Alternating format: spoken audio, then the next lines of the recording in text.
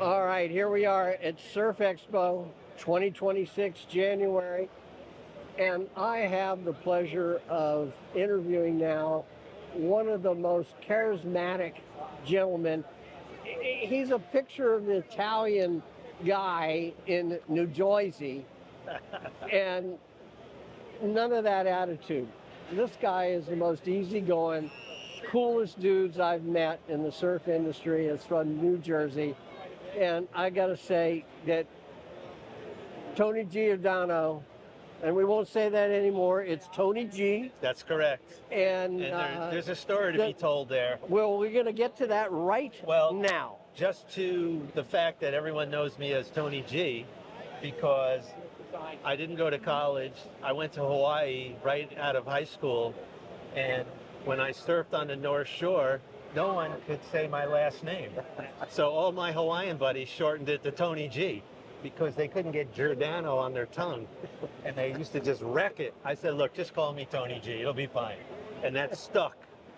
Like I used to get letters and it used to be Tony G on the letter. No one even knew anything about my last name. That's how it started. Okay, so and it stuck. And I'm happy. Okay, so let's take that. Are your family mafiosos of any kind? Well, I don't know. If you were brought up Italian, you weren't allowed to talk about that stuff, Hunter. So. And you still can't. Well, did I have those kind of people around me? I might have. Safe answer. That's right. Yeah. And that's like a New Jersey thing, but also an Italian thing, depending on the timing. But my grandfather was a hardworking man. My father was very successful, and they instilled a lot of that good stuff in me. And we knew what people to stay away from and what people to let in. Who's at an arm's distance and who's not, right? What the key was, don't let any of them do a favor for you. That's correct. That's an unwritten rule. And you know, that holds true for Hawaii, because I met everybody in the early 70s in Hawaii, and there were guys that you could become friends with, and there would be guys that you had to keep an arm's length away, right? Yeah. Squiddy was a good friend of mine. He was a hell of a guy. But, you know, the rest of those guys, well, maybe not so much. You know, so... Yeah. Yes. Okay, so let's go to the Wayback Machine. Your first experience with surfing. Well, age, year. I started in 1967. I worked 2 jobs, and I bought a surfboard at Keller's Surf Shop. I was 13 at the time. And that is the beginning or the end. And I tell that story all the time. The beginning or the end. Right. Well, because... somehow I think it was a pretty grand beginning. Yeah, because, you know, high school sports, as much as I did them, the coaching thing wasn't really my cup of tea. Right. You know, telling me to stand on a line or to do this or do that. So it was the end of normalcy and the beginning of I could do what I want. World. Yeah. Not a lot of rules in surfing in the late 60s, early 70s. So I started on a longboard and then easily transitioned into a shorter surfboard right when it happened. So you got on a longboard and pretty quickly it was going short. Yeah. But I was pretty good on a longboard, and actually I don't longboard because I can still shortboard, but I could get on a longboard anytime and walk to the nose and walk back and do a drop knee turn. It's still here. Still here. Yeah. That's styling.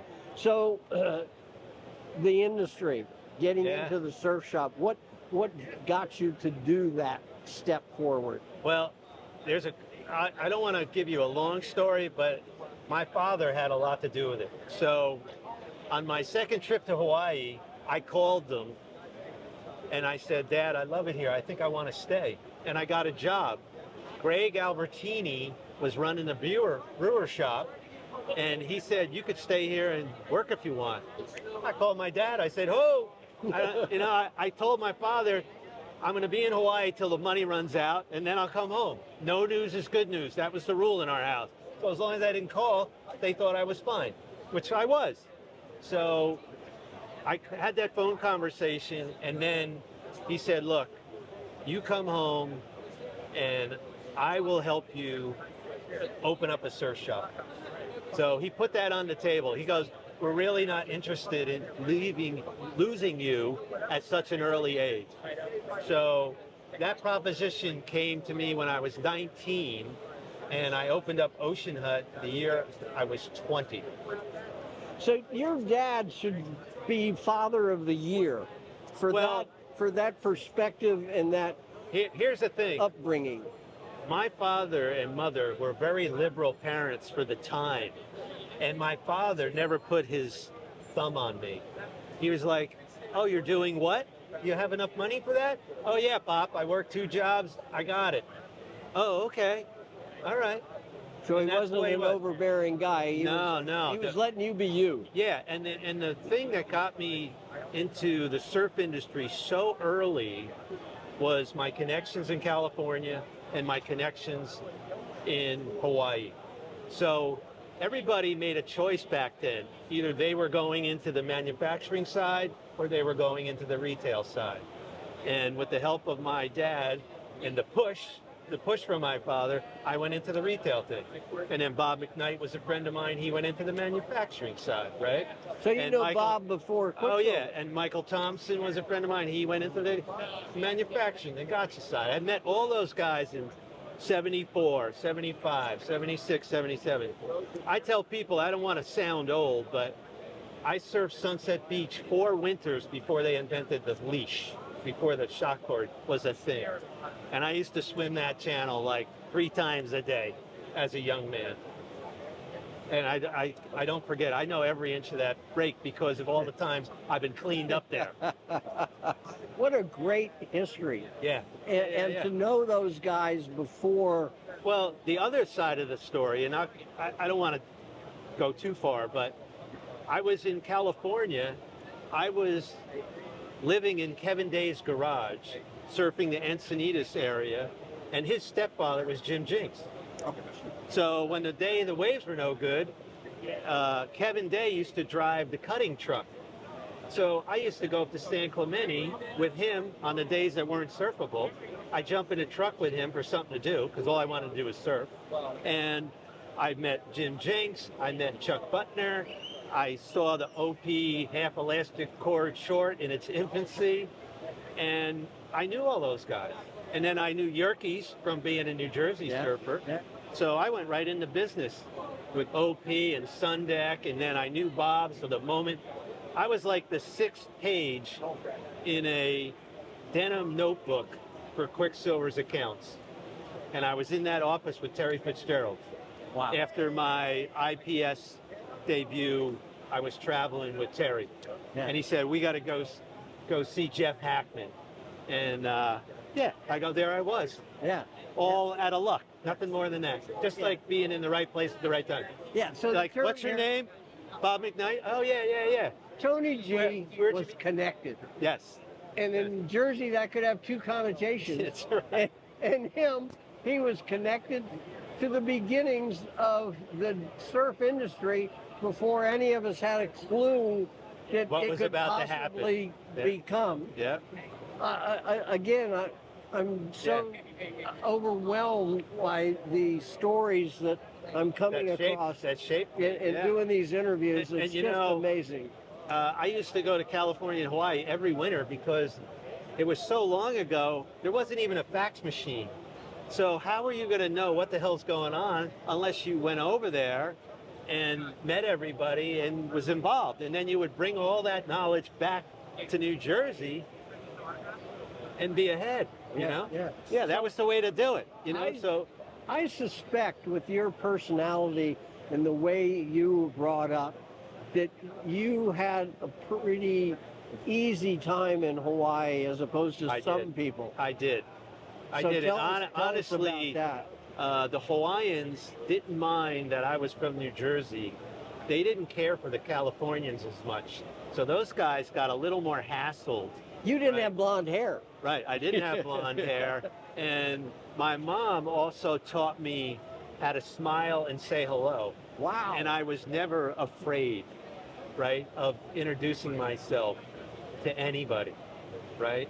And that's how it went. So I would end up in Bernie Baker's backyard and meet like the top 10 surfers off the North Shore. Yeah. And I would, hey, I'm Tony G. Nice to meet you. Or, So- hey, I saw you in the water. You know? never had the beef, did you? What's that? You never had a beef, did you? No. No. And Amazing. one of the best compliments I ever got in the 70s was from Rory Russell. Now, I finally get fully introduced to Rory Russell, and the first thing he says to me, I recognize you. I've been in the water with you many times. You never say a word to anybody. I said, Rory, you're exactly right, because when I paddle out, I'm not interested in chit-chatting. I want to try and get one of the better waves. I want to get waves. So I don't paddle up to people and start talking. I keep my head down. I don't drop in on anybody. He goes, I recognize you. And that was like the nicest compliment I could have ever gotten from huge. surfing on the North Shore. To have somebody like him go, I recognize you. I've seen you in the water. You know? So that's kind of like how I evolved with everyone, you know? And no need to step on anybody's toes. If I can't get in the lineup and earn all my waves, then I don't get waves, right? And I keep that philosophy. I surf lower trestles every September. Most of those guys know my bald head, and I'm in the mix. And if I'm in the mix, that means that I am going to try hardest to get the inside position on you, just like you're doing the same thing with me. And I get the respect for that. Otherwise, I'm not taking off. So I earn that wave just like you earned that wave. So to this day, you're still doing it. I am. Awesome. Yeah, So it's great. the OG syndrome hasn't hit Tony. No. He's the kid. Yeah. He's a big Jersey boy. So tell me about the evolution of Ocean Hut, how it grew, and what you did in the local community. Were you involved in the community? Is that what happened? We always had a great surf team. We used to have everybody from Manasquan to Casino Pier.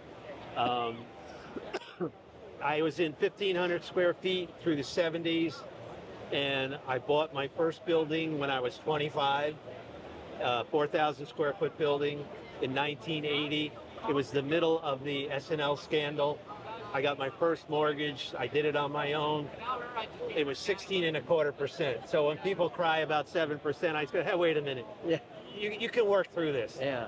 Because we worked through that 80, 81, 82 recession and bank failure. 880 banks went out. Yeah. That was the year I decided to buy a building. Well, when the situation's like that, usually the price is pretty low.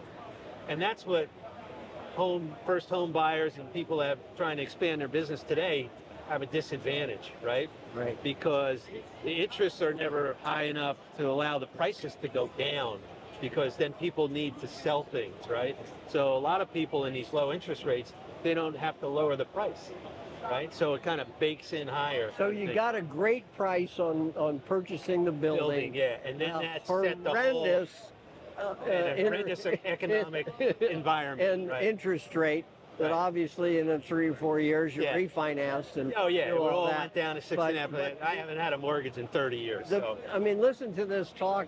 This guy is a savvy businessman from the very get-go. Lucky. Well, okay. So now I'll continue. So the roaring 80s were enormous, and I hadn't fallen in love yet. So I made a lot of money, I traveled the world, and I spent a lot of money. So I woke up falling in love in like 1990, where I met my wife. And I had to admit to her that it looked pretty great on the outside, but I was rubbing nickels together, right? And are you sure you want to marry me? Right? And that's when I went out, I computerized my store, I tried to borrow money. The bankers thought I should sell my building. I threw them out. I said, I'll never borrow another dollar from you. And then I decided to work harder than I ever did in my career. So in 1990, I rebuilt that business to what it is today. And that was just an enormous benefit for me. I computerized in 1990. I worked way harder. I saved. I put my kids through school, bought them a car, and then the rest is history. So the woman enters your life and put your nose to the grindstone, not pushing your nose, but willingly placing your nose. Yeah, and right you know into what? that. You know what the funny thing is, Hunter? Everyone in Hawaii, they're calling me up in November. When you getting out here? I go, I don't think I'm coming this year. They're going, what do you mean? I go, I got married. No, you didn't. What are you talking about? And then we worked hard, you know? I viewed it as a responsibility, and I really wanted to turn my business around. Because I tell young people all the time, your life doesn't always go up like a shooting star. There's peaks and valleys, right? So I worked hard. My Hawaii friends would call, what are you doing? What are you doing?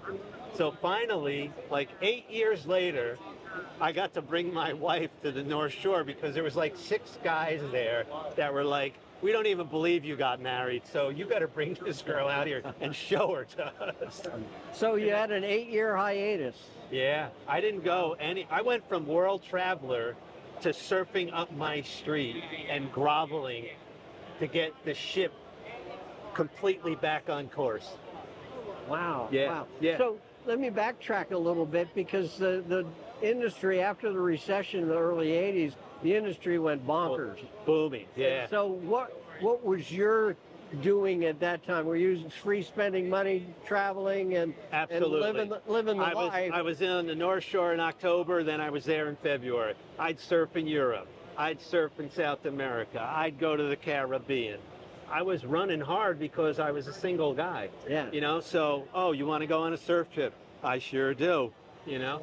So, yeah, So- that all transpired. Great. And then it all came back, too, you know? Right. So, When the woman came into your life and you got married, you made the transition, and smartly so, with your business acumen. that's right. That's right. Now 8 years later, you go back to Hawaii, bring your wife, Yeah. and now are you a regular back on that? We're circuit on for that life? program, but my wife was so intimidated by my Hawaiian friends that she was like, I don't know if I could come here every winter. She was intimidated, you know, because my Hawaiian buddies, full with tattoos, long hair, tapping her on the shoulder, going, "Hey, I hear Tony G's in town. You're his wife, aren't you?" And she'd be like, "Oh my God, what the hell just happened?" So She's got Jersey-itis dealing with the with me, right? dealing with the Hawaiians, thinking So, that they could be as treacherous. we went there for 3 weeks. We had a great time. She looked at me. She said, "I don't know if this place is for me," right? And that was like, I don't know, late 90s maybe. Yeah, kind of mid to late 90s. I said, "Okay, honey, I know you've never been to California, but I have a lot of friends in California. So how about we start going there?" So I was with Willie Morris, and we went up to the Channel Islands. Then we had lunch with Al Merrick and his wife. And I was like, oh my God, I haven't been in Santa Barbara in forever. And I used to hang out there with Joe Lopez and Yep. Jack Myers and all those guys. I surfed the Channel Islands, I surfed the ranch. I had friends everywhere. So I looked at my wife when I got home, because Willie Morris and I went Santa Barbara, Channel Islands to the Eddie opening ceremony, right? And I said, okay, you don't like Hawaii. How about we go to Santa Barbara? I guarantee you. She's like, I don't need to go to Santa Barbara. I go, yes, you do. Okay. I don't need to go to Santa Barbara. I go, honey, you do. I'll tell you what. There's a place called State Street. The shopping is amazing. Then there's a place called Montecito where Stussy lives. We're going to go over there. We're going to come up over here. I'll promise you, pack half your suitcase and you can shop and fill the other half. Do you want to go? Okay. You let your wife go shopping. Yeah. Let me wrap this up. Oh, because okay. We're going. Oh, we still got 20 more years Yeah, to go. you're right.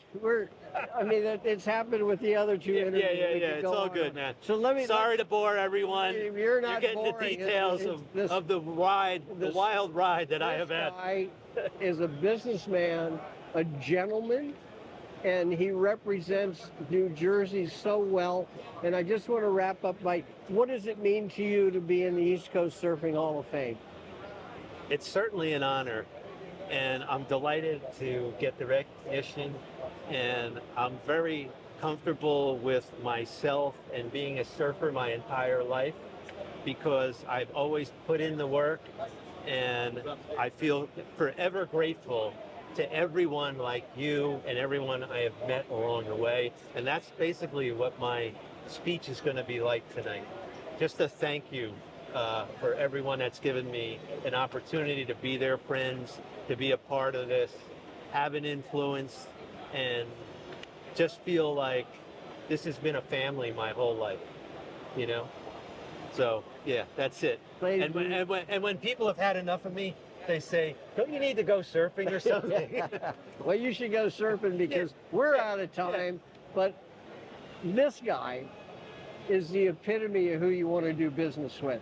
What a track record he has in the industry. And as a human being, I've known him for many, many years, always greeting with a smile and a shaka.